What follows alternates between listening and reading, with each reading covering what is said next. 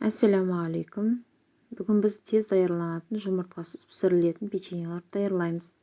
Алдымен балға 50-60 мл шамасында 60 мл суымызды араластырып, бір үлкен ыдысқа құямыз. Кейін 2 ас қасық өсімдік майын, 120 мл сүт, 2 ас қасық қант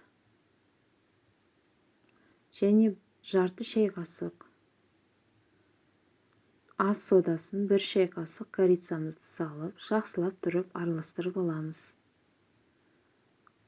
Кейін 450 грамм ұнымызды елекштен аз-аздан еле отырып, қамырымызды жұмсақ етіп, илеп даярлап аламыз.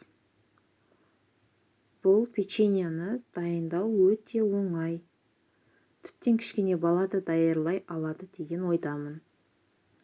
Міне, ұнымызды тағы да аз-аздан сеуіп, қамырымызды жұмсақ етіп илеп алып,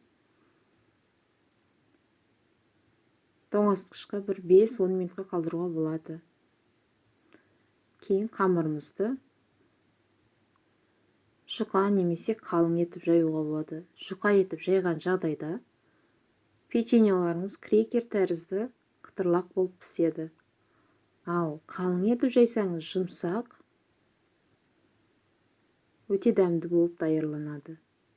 Қалған қамырларымызды да басын біріктіріп, жайып, сол формада жүрек пішінді кесіп алатын боламыз. Сіз өзіңіз қалаған формада кесіп даярласаңыздар болады. Кейін алдын ала қызып тұрған духовкада 30 минут пісіріп аламыз. Міне менің жұқа етіп жайылып, қамыры пісірілген печеньеларым крекер тәрізді.